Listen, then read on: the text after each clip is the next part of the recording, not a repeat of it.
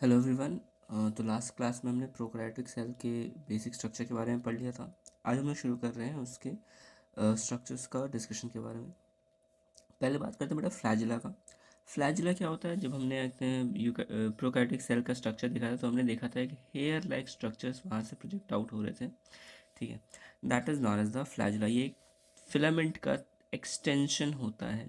ठीक है, और इसका काम क्या होता है बेटा? Filament flagella basically helps in the locomotion of the organism. ठीक है, अगर फ्लैजिला की बात करें बेटा तो इसके तीन पार्ट्स होते हैं। ठीक है, the filament, the hook and the basal body. तो ये जो आपको long structure, hair like structure दिख रहा है, this is known as the filament. ठीक है, फिर फिलामेंट के जस्ट बाद एक छोटी सी एक बॉडी प्रेजेंट होती है, that is known as the hook.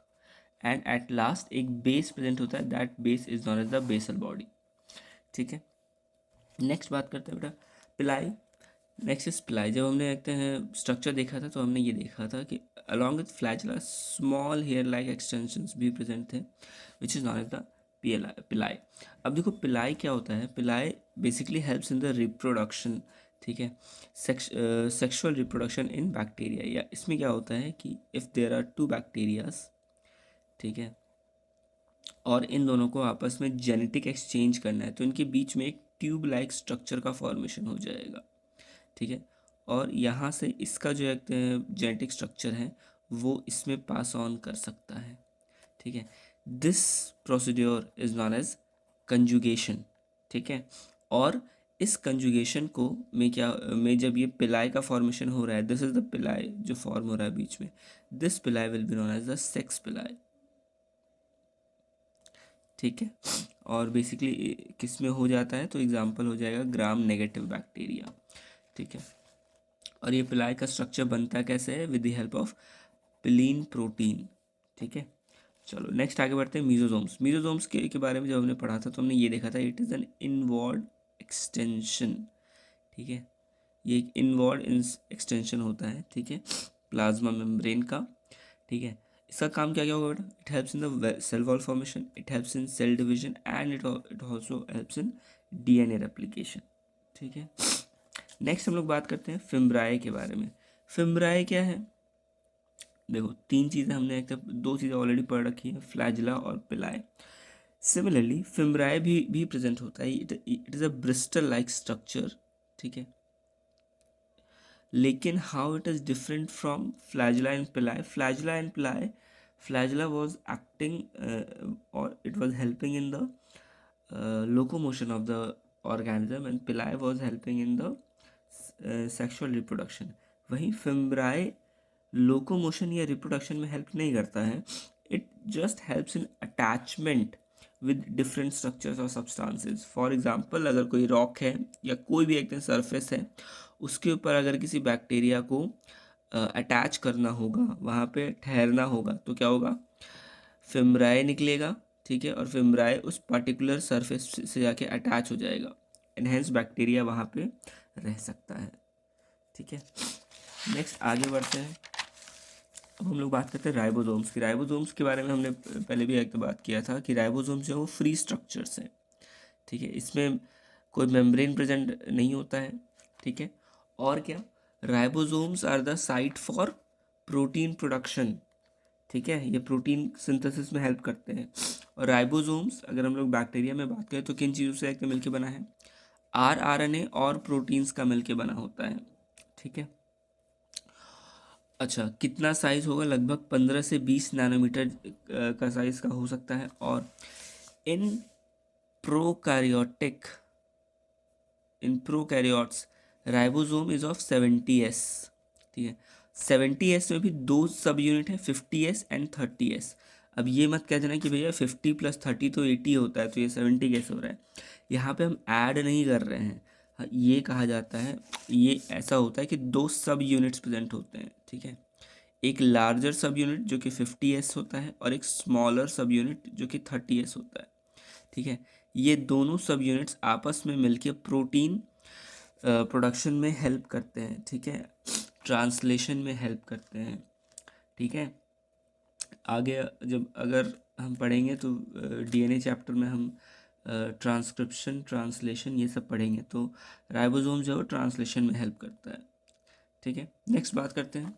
हाँ, it is a protein factory, protein को एक्टिव बनाने में हेल्प कर रहा है। और वहीं अगर if this is an RNA, ठीक है, अगर ये mRNA और mRNA के साथ कई सारे राइबोसोम्स आकर अटैच हो जाएं, अगर mRNA के साथ कई सारे राइबोसोम्स आकर अटैच हो जाए तो हम उसे पॉलीराइबोसोम या पॉलीजोम कहते हैं। ठीक है, उसे हम पॉलीराइबोसोम या पॉलीजोम कहते हैं and it helps in protein production. Next बात करते हैं इंक्लूजन बॉडीज। इंक्लूजन बॉडी क्या होते हैं बेटा? These are the reserved material. ठीक है, सेल में कई सारी ऐसी चीज़ें हैं जो कि एक्सेस में प्रेजेंट हैं। ठीक है, वो यूज़ में फ़िलहाल तो नहीं है, तो उन्हें रिजर्व करके रख लिया जाता है। ठीक है, फॉर एग्जांपल अगर बहुत ज़्यादा फॉस्फेट हो गया है, बहुत ज़्यादा ग्लाइकोजन हो गया है, बहुत ज़्यादा अमाइनो एसिड्स हो गए हैं, तो उन्हें क्या किया किया जाता है, छोटे छोटे स्ट्रक्चर्स में, वेसिकल्स में कन्वर्ट करके स्टोर कर लिया जाता है। ठीक है, those are known as the inclusion bodies. ठीक है, इनके पास कोई मेम्ब्रेन प्रेजेंट नहीं होता है। ठीक है, एग्जाम्पल क्या क्या हो जाएगा? Phosphate granules, glycogen granules, protein granules, etcetera. ठीक है, नेक्स्ट बात करते हैं यूकैरियोटिक सेल की। तो प्रोकैरियोटिक सेल के बारे में हमने पढ़ लिया, उसके स्ट्रक्चर्स के बारे में पढ़ लिया। अब थोड़ा सा बात कर लेते हैं बेटा यूकैरियोटिक सेल के बारे में।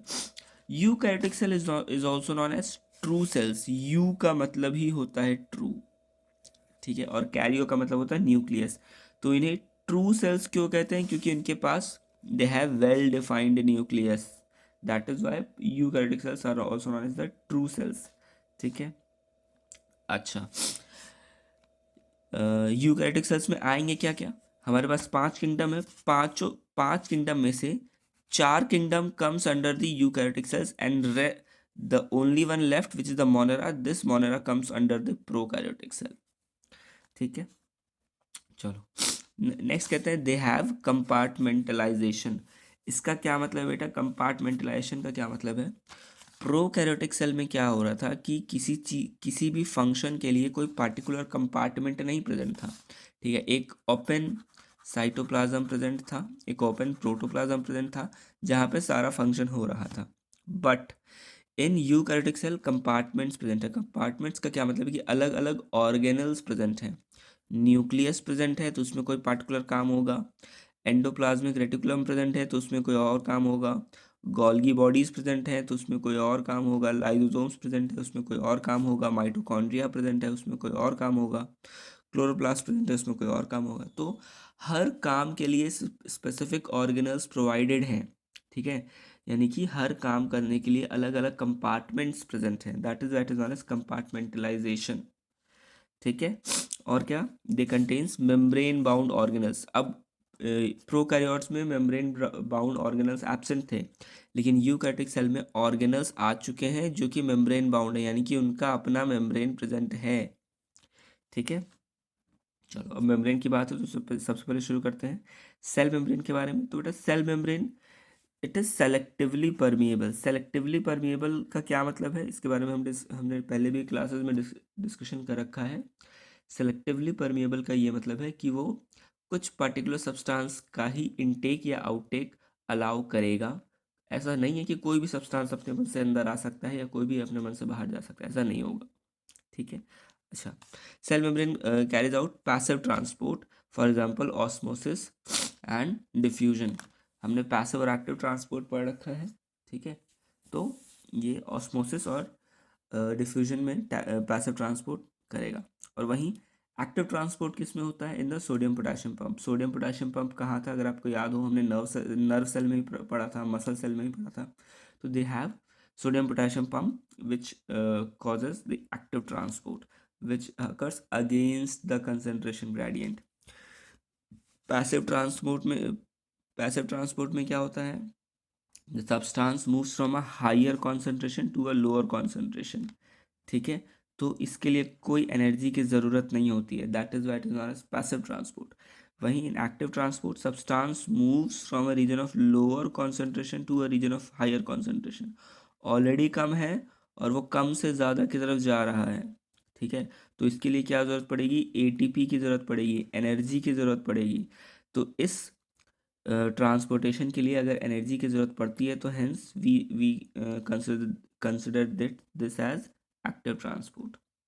ठीक है, चलो अब देखो प्लाज्मा मेम्ब्रेन सेल मेम्ब्रेन की अगर हम लोग बात करें, ठीक है, तो सेल मेम्ब्रेन एक्चुअली में कैसा होता है, इसके लिए कई सारे साइंटिस्ट ने अपनी अपनी थ्योरी दी कि हाँ ऐसा होता है वैसा होता है, ठीक है, लेकिन इन 1972 दो साइंटिस्ट आए जिनका नाम था सिंगर एंड निकोलसन। ठीक है, सिंगर एंड निकोलसन ने अभी तक का most accepted lipid bilayer structure दिया which is known as the fluid mosaic model. ठीक है, this is known as the fluid mosaic model. अब देखो फ्लूइड मोज़ैक मॉडल में आते हैं, होता क्या बेटा कि लिपिड का बाइलेयर प्रेजेंट है। लिपिड का बाइलेयर मतलब दो लेयर प्रेजेंट है, ऊपर और नीचे का। किसका बना हुआ? लिपिड का। ठीक है, लिपिड का क्या मतलब बेटा कि it contains phosphoglycerides plus cholesterol. Phosphoglycerides और कोलेस्ट्रॉल को मिला के लिपिड बाइलेयर बनता है। इसमें होता क्या है, दो लेयर प्रेजेंट होंगे। ठीक है, अगर हम इस वाले इधर के साइड को एक्स्ट्रा सेलुलर मान लें, यानी कि सेल के बाहर का पार्ट है ये, और इस वाले को इंट्रा सेलुलर मान लें। ठीक है, if this is the cell, ठीक है, दिस इज द मेम्ब्रेन। ठीक है, तो this will be the extra cellular and this will be the intra cellular. ठीक है, तो एक्स्ट्रा सेलुलर और इंट्रा सेलुलर के बीच में क्या प्रेजेंट है? ये लिपिड बाइलेयर प्रेजेंट है। ठीक है, अच्छा होता क्या है भाई, तो ये जो लिपिड का ये जो बाइलेयर है, ये जो लिपिड है बेटा, ठीक है, इट इज़ हाइड्रोफोबिक। कैसा होता है? हाइड्रोफोबिक, यानी कि इसको पानी से डर लगता है। तो इट मेक श्योर कि अब देखो इसका जो हेड होगा, ये जो हेड होता है, ठीक है, it is always present on the outer side, ये हमेशा बाहर की साइड है। ठीक है, और जो उसका टेल होता है या जो नॉन पोलर या हाइड्रोफोबिक जो पार्ट होता है वो इनर साइड होता है, वो अंदर की तरफ होता है। ठीक है, पोलर हेड जो होगा वो आउटर साइड में होगा, नॉन पोलर या हाइड्रोफोबिक हेड जो होता है वो इनर साइड अंदर की तरफ होता है। ठीक है, और क्या इसमें प्रोटीन्स प्रेजेंट होते हैं बेटा? दो तरीके के प्रोटीन्स होते हैं। एक प्रोटीन होगा जो बिल्कुल अंदर जो बीच में एक्टिव प्रेजेंट होता है। ठीक है, that is not as the integral protein. ये ज़रूरी प्रोटीन होता है because this is the protein which helps in the transportation. यही प्रोटीन है जो कि सब्सटेंस के इनटेक और आउटटेक में हेल्प करता है। और कुछ प्रोटीन्स होते हैं जो कि सरफेस पे बस अटैच्ड होते हैं, those are known as the peripheral proteins. ठीक है, उन्हें हम पेरिफेरल प्रोटीन्स कहते हैं। अब इन पेरिफेरल प्रोटीन्स के साथ साथ शुगर अटैच्ड होता है। ठीक है, और क्या बीच में कोलेस्ट्रॉल्स प्रेजेंट होते हैं। ठीक है, अब देखो ये जो देखते हैं लेयर है जो लिपिड बाइलेयर है बेटा, ठीक है, बिकॉज इनके पास दो लेयर हैं, it is lipid and bilayer. ठीक है, तो इट कैन मूव वेरी क्या बोलूँ फ्लूइड नेचर के साथ ये मूव कर सकता है। जैसे हम देखते हैं ना कि पानी का सरफेस जिस तरीके से मूव करता है, तो उतने ही इफेक्टिवनेस के साथ ये मूव कर सकता है। That is why it is known as fluid mosaic model. ठीक है, ये रिजिड नहीं है।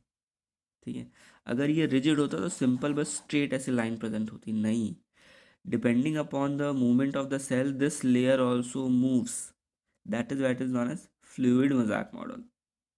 ठीक है, अच्छा अब इसका हम लोग स्ट्रक्चर की हम लोग बात कर लिया, थोड़ा सा फंक्शन की बात कर लें तो it helps in cell growth, it helps in formation of intracellular junctions. दो सेल्स के बीच में जंक्शन बनाता है। ठीक है, it helps in secretion, it helps in endocytosis and it also helps in cell division. ठीक है, एंडोसाइटोसिस का क्या मतलब है कि अगर सेल अंदर जा रहा है दैट इज एंडोसाइटोसिस। एक्सोसाइटोसिस अगर सेल बाहर आ रहा है दैट इज एक्सोसाइटोसिस। ठीक है, so this was about the cell membrane. अब बात करते हैं सेल वॉल की। अलग अलग ऑर्गेनिज्म में अलग अलग तरीके का सेल वॉल प्रेजेंट होता है। ठीक है, हमने पढ़ रखा है कि प्लांट में सेल वॉल होता है, एनिमल में सेल वॉल एब्सेंट होता है। उसी तरह अगर हम लोग एल्गी की बात करें तो एल्गी में the cell wall is made up of cellulose, galactans, mannans and calcium carbonate etcetera. इन सब चीज़ों को मिला के एल्गी का सेल वॉल बना है। वहीं प्लांट्स की बात करें तो प्लांट का cell wall cellulose, hemicellulose, pectin and protein को मिला के बना है। ठीक है, तो बेटा आपको ये याद रखना पड़ेगा कि कौन सा ऑर्गेनिज्म का सेल वॉल किस चीज़ से एक्टिव मिलके बना है। ठीक है, इससे कई सारे क्वेश्चन आ चुके हैं बोर्ड्स में भी और फर्दर कॉम्पिटिटिव एग्जाम्स में तो आते ही आते हैं। ठीक है, नेक्स्ट बात करते हैं, दो तरीके का सेल वॉल प्रेजेंट होता है। ठीक है, in starting when the cell is young. ठीक है, जब सेल यंग होता है तो एक आउटर सेल वॉल या फिर उसे प्राइमरी सेल वॉल कहा जाता है। ठीक है, एक आउटर सेल वॉल या प्राइमरी सेल वॉल प्रेजेंट होता है। ठीक है, बट ये ये जो प्राइमरी सेल वॉल है ये ग्रोथ कर सकता है, ये बड़ा हो सकता है, ये ग्रो करेगा। ठीक है, लेकिन जैसे जैसे सेल यंग होता है, सॉरी सेल मैच्योर होता जाएगा। ठीक है, जब सेल यंग होगा तो प्राइमरी सेल वॉल होगा और वो धीरे धीरे ग्रो करेगा, लेकिन जैसे जैसे सेल मैच्योर होता चला जाएगा ये जो प्राइमरी सेल वॉल है ये धीरे धीरे ख़त्म होने लग जाता है, ये टूटने लग जाता है। और एक ऐसा टाइम आता है जब ये प्राइमरी सेल वॉल पूरी तरीके से ख़त्म हो चुका होता है। एट दैट टाइम एक सेकेंडरी सेल वॉल होता है जो कि अंदर फॉर्म करता है। ठीक है, एक सेकेंडरी सेल वॉल होता है जो कि अंदर इनर साइड में एक्टिव फॉर्म होता है और ये ग्रो नहीं करेगा। ठीक है, देखो जब सेल यंग होता है तो प्राइमरी सेल वॉल फॉर्म होगा। ठीक है, ये ग्रो करेगा, ये ग्रो करके एक बड़ा सा सेल बना लेगा। ठीक है, बट जैसे ही सेल मैच्योर होता है ये जो प्राइमरी सेल वॉल है ये ख़त्म हो जाता है और अंदर की तरफ एक सेकेंडरी सेल वॉल का फॉर्मेशन होता है। और ये जो सेकेंडरी सेल वॉल जो होता है बेटा दिस इज ये ग्रो नहीं करता है। ठीक है, एक बार अगर सेकेंडरी सेल वॉल बन गया तो सेल की ग्रोथ वहाँ पे आके रुक जाती है। ठीक है, चलो सेल वॉल के फंक्शंस की बात करें, क्या क्या फंक्शन है। It provides shape to the cell, it provides protection to the cell. ये सेल टू सेल इंटरैक्शन में हेल्प करता है कि अगर दो सेल हैं आसपास में, ठीक है, तो इन दोनों सेल में इंटरैक्शन हो सके। इंटरैक्शन का क्या मतलब है कि सब्सटेंसेस का आदान प्रदान हो सके, उसमें भी एक सेल वॉल हेल्प करता है। It provides a barrier to undesirable macromolecules. ऐसा अगर सेल वॉल प्रेजेंट है, ठीक है, तो it acts as a barrier. ठीक है, ये एक बैरियर की तरह काम करता है कि कोई भी अनवांटेड मॉलिक्यूल सेल के अंदर ना आ जाए। ठीक है, that is the prevention barrier to the undesirable molecule. अच्छा, और क्या, दो कॉन्जिक्यूटिव सेल्स, ठीक है, दो सेल जो कि अगल बगल है उनके बीच में एक मिडिल लैमेला प्रेजेंट होता है, एक स्ट्रक्चर प्रेजेंट होता है जिसे हम लोग मिडिल लैमेला कहते हैं, जो कि दो सेल को आपस में जोड़ के रखता है। ठीक है, सीमेंट का काम करता है, जैसे हम लोग घर बनाते हैं तो दो ब्रिक्स के बीच में सीमेंट डालते हैं ताकि ये दोनों आपस में आके जुड़े रहें, उसी तरह यहाँ पे मिडिल लैमेला प्रेजेंट होता है। ये बनता किसका है, it is formed of calcium pectate. ठीक है, नेक्स्ट हम लोग बात करते हैं एंडो मेम्ब्रेन सिस्टम की। हमने सेल वॉल पढ़ लिया, हमने सेल मेम्ब्रेन पढ़ लिया, अब ये एंडो मेम्ब्रेन सिस्टम क्या है बेटा। सेल के अंदर जितने भी ऑर्गेनल्स प्रेजेंट हैं, ठीक है, सेल के अंदर जितने भी ऑर्गेनल्स प्रेजेंट हैं उन सब को अगर हम लोग कंबाइंड स्टडी करें then that will be known as the endo membrane system. ठीक है, अब अगर हम लोग सेल ऑर्गेनल्स की बात करें तो कौन कौन से सेल ऑर्गेनल्स प्रेजेंट होते हैं। Endoplasmic reticulum, Golgi bodies, micro bodies. ये जो हैं दे हैव सिंगल मेम्ब्रेन, इनके पास सिंगल मेम्ब्रेन प्रेजेंट होता है। ठीक है, उसके बाद आता है राइबोसोम एंड सेंट्रियोल, इनके पास कोई भी मेम्ब्रेन प्रेजेंट नहीं होता, नो मेम्ब्रेन प्रेजेंट। ठीक है, और फिर आते हैं न्यूक्लियस, माइटोकॉन्ड्रिया, क्लोरोप्लास्ट। ठीक है, दीज इनके पास डबल मेम्ब्रेन प्रेजेंट है। ठीक है, कैसा मेम्ब्रेन है भाई, डबल मेम्ब्रेन प्रेजेंट है। तो ऑर्गेनल्स की बात करें तो ऑर्गेनल्स कौन कौन से हमारे पास, एंडोप्लाज्मिक रेटिकुलम है, गोल्गी बॉडीज है, माइक्रो बॉडीज है, राइबोसोम्स हैं, सेंट्रियोल है, न्यूक्लियस है, माइटोकॉन्ड्रिया है, chloroplast, these all are the cell organelles. लेकिन इनमें से भी endoplasmic reticulum, Golgi bodies, micro bodies, these are single membrane, इनके पास एक मेम्ब्रेन प्रेजेंट होता है। वहीं राइबोसोम, सेंट्रियोल, इनके पास कोई भी मेम्ब्रेन प्रेजेंट नहीं होता है। और न्यूक्लियस, माइटोकॉन्ड्रिया, क्लोरोप्लास्ट, इनके पास डबल मेम्ब्रेन प्रेजेंट होता है। ठीक है, चलो तो हम लोग शुरुआत करेंगे सबसे पहले एंडोप्लाज्मिक रेटिकुलम की। अब देखो एंडोप्लाज्मिक रेटिकुलम जो है बेटा it is present closest to the nucleus. Endoplasmic reticulum nucleus के सबसे नज़दीक प्रेजेंट होता है। If this is the nucleus, nucleus से ही अटैच्ड प्रेजेंट होता है the endoplasmic reticulum. Endoplasmic reticulum का अगर हम शेप या स्ट्रक्चर देखें तो it contains of multiple layers. ठीक है, कई सारे लेयर्स का ये स्ट्रक्चर प्रेजेंट होता है। ठीक है, और it is divided into two types of endoplasmic reticulum. ठीक है, एंडोप्लाज्मिक रेटिकुलम भी दो टाइप का होता है। कौन कौन से? First is a smooth endoplasm, this is a smooth endoplasmic reticulum and it is a rough endoplasmic reticulum. क्या फ़र्क है बेटा? Rough endoplasmic reticulum, rough endoplasmic reticulum जो है, this is the rough endoplasmic reticulum. ठीक है, इनमें क्या होगा, न्यूक्लियस से राइबोसोम्स बाहर आके इस एंडोप्लाज्मिक रेटिकुलम के सरफेस पर अटैच हो जाते हैं। ठीक है, तो वैसे एंडोप्लाज्मिक रेटिकुलम जिसके सरफेस पर राइबोसोम्स प्रेजेंट होते हैं, हम उसे रफ एंडोप्लाज्मिक रेटिकुलम कहते हैं। ठीक है, अब एंडोप्लाज्मिक रेटिकुलम में अगर राइबोसोम्स अटैच्ड है तो राइबोसोम्स का क्या फंक्शन था? Ribosome was responsible for protein synthesis. ठीक है, तो रफ एंडोप्लाज्मिक रेटिकुलम भी it will synthesise the protein and it's secretion. ठीक है, प्रोटीन का सिंथेसिस भी करेगा और उसका सिक्रीशन भी करेगा। और वहीं ऐसे एंडोप्लाज्मिक रेटिकुलम जिसमें राइबोसोम अटैच नहीं होता है, it is known as the smooth endoplasmic reticulum. और स्मूथ एंडोप्लाज्मिक रेटिकुलम का क्या फंक्शन है बेटा? It helps in lipid synthesis, steroidal hormone synthesis.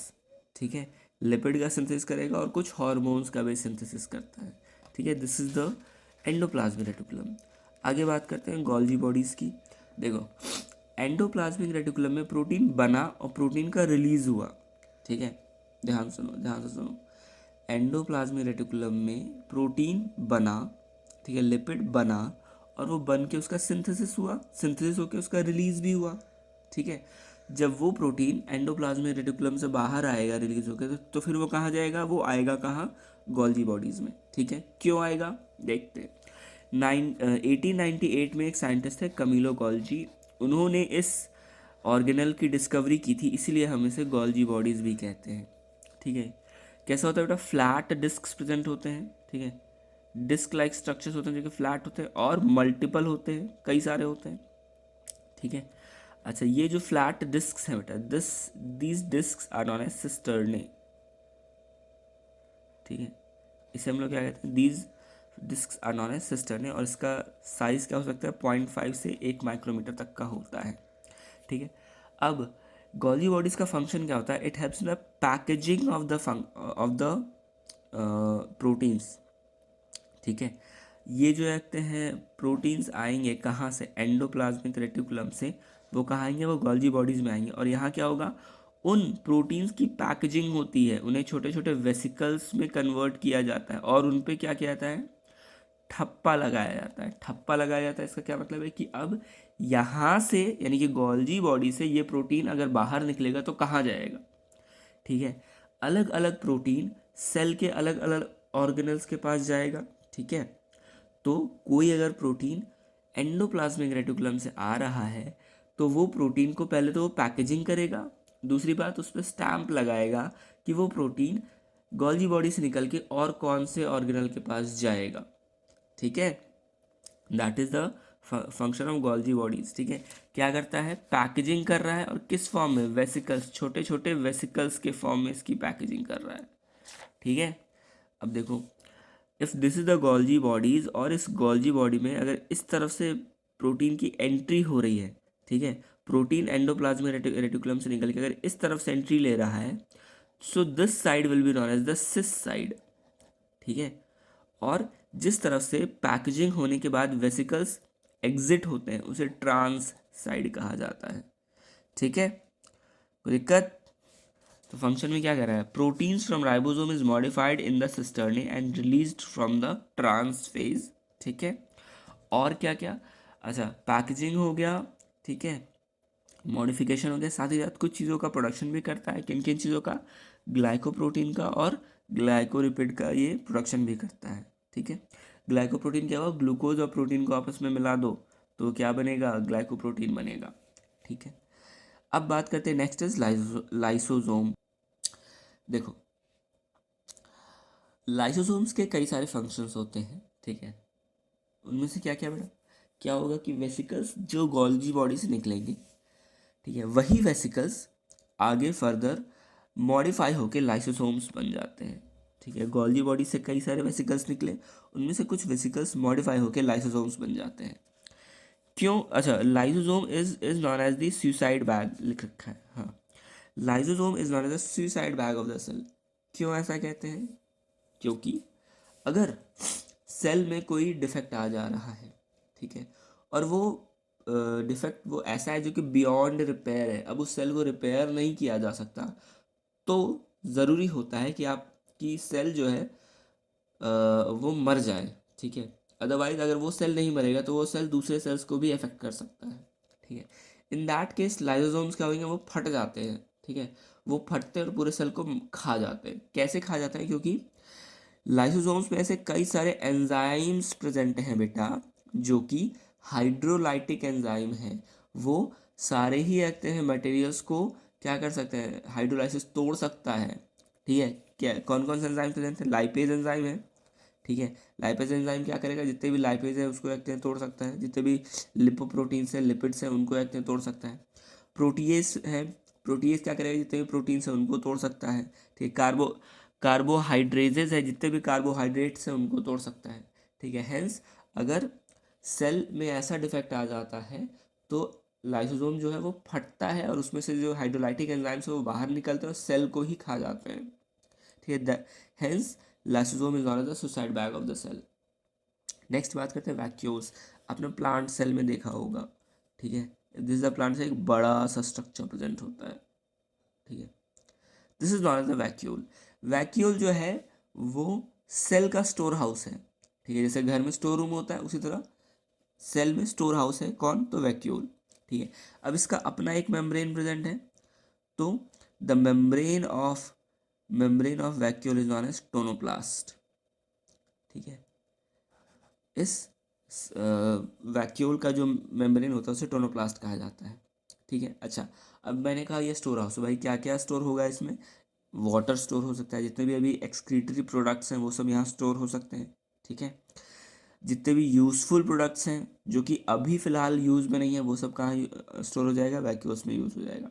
ठीक है, अब जब ये इन चीज़ों को स्टोर करता है, वाटर को स्टोर कर रहा है, सॉल्ट को स्टोर कर रहा है, वेस्ट मटेरियल को स्टोर कर रहा है, तो ये क्या करता है बेटा? एक कंसंट्रेशन ग्रेडियंट को बनाने में हेल्प करता है। ठीक है, हमने पढ़ा था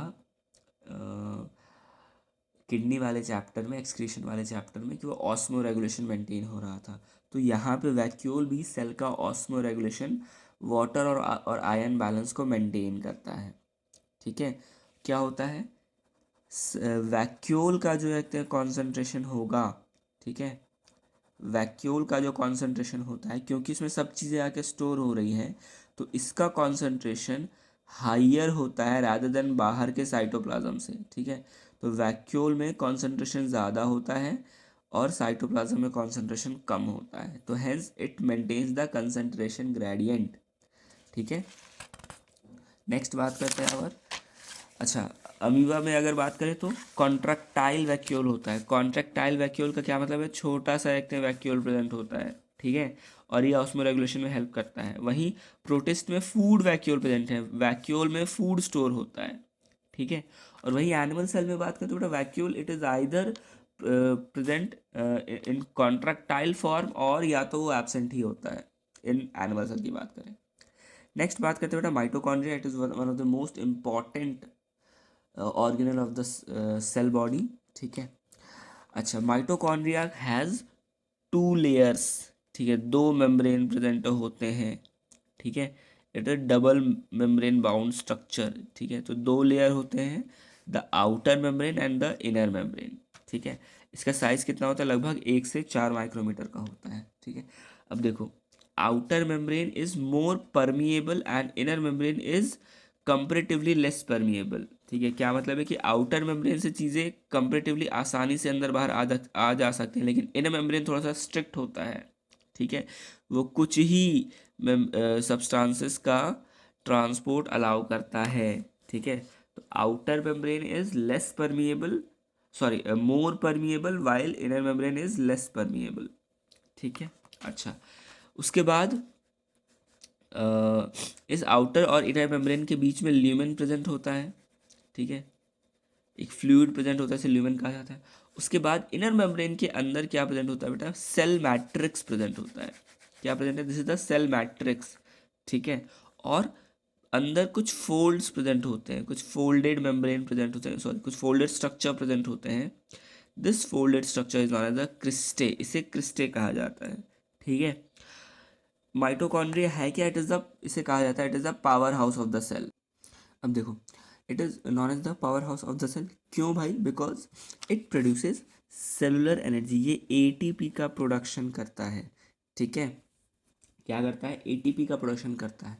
देखो, इस माइटोकॉन्ड्रिया में राइबोसोम्स भी प्रेजेंट होते हैं, ठीक है। क्या प्रेजेंट होते हैं, राइबोसोम्स भी प्रेजेंट होते हैं, और राइबोसोम्स प्रोटीन का सिंथेसिस करते हैं, ठीक है। नेक्स्ट हम लोग बात करते हैं बेटा कि it is known as, it is said to be autonomous. Autonomous का क्या मतलब है भाई, कि माइटोकॉन्ड्रिया जो है ये 100% चीज़ें साइटोप्लाज्म से नहीं ले रहा है, ठीक है, बिकॉज इसमें राइबोसोम्स ऑलरेडी प्रेजेंट हैं, ठीक है, और वो राइबोसोम्स प्रोटीन का फॉर्मेशन करते हैं। तो कुछ अमाउंट ऑफ प्रोटीन्स ये माइटोकॉन्ड्रिया खुद ही बना लेता है, ठीक है। इसीलिए इसका अगर हम सर्वाइवल की बात करें तो it is not completely dependent upon the cytoplasm of the cell, ठीक है। लगभग 20 to 30% ऑफ द प्रोटीन्स ये खुद ही बना लेता है, बाकी 70-80% जो है वो ये साइटोप्लाज्म से लेता है। That is why it is known as semi autonomous. साथ ही साथ माइटोकॉन्ड्रिया के पास खुद का न्यूक्लियोइड प्रेजेंट है, ठीक है। न्यूक्लियोइड क्या होता है, हमने पहले भी पढ़ा है प्रोकैरियोट्स में। अगर जो जेनेटिक मटेरियल है वो अगर न्यूक्लियस के अंदर प्रेजेंट होगा, ठीक है, अगर वो न्यूक्लियस के अंदर प्रेजेंट होगा तो that is on S chromosome, ठीक है। और वहीं अगर ये न्यूक्लियस में ना प्रेजेंट होके it is present in the free cytoplasm तो हम उसे न्यूक्लियोइड कहते हैं, ठीक है। तो presence of nucleoid, DNA, RNA, ये सब कहाँ होता है, माइटोकॉन्ड्रिया के पास अपना डीएनए और आरएनए प्रेजेंट होता है, ठीक है। और क्या, it has its own ribosomes, कौन सा राइबोसोम, 70S राइबोसोम प्रेजेंट होता है। और they have the components of protein synthesis, ठीक है। अब क्योंकि इसके पास अपना राइबोसोम्स है और साथ ही साथ कुछ और ऐसे कंपोनेंट्स हैं जो कि प्रोटीन सिंथेसिस में इसको हेल्प भी करते हैं, ठीक है। तो आपको किन चीज़ों का ध्यान रखना है कि भाई it is the power house of the cell, ATP का एक फॉर्मेशन करता है, and it is also semi autonomous. इसका मतलब है खुद का प्रोटीन, कुछ पार्ट ऑफ प्रोटीन वो खुद ही सिंथेसिस कर लेता है, साथ ही साथ इसके पास खुद का न्यूक्लियोइड भी प्रेजेंट है, ठीक है। चलो, that is all about mitochondria. In the next class we will study about the further organelles. Thank you.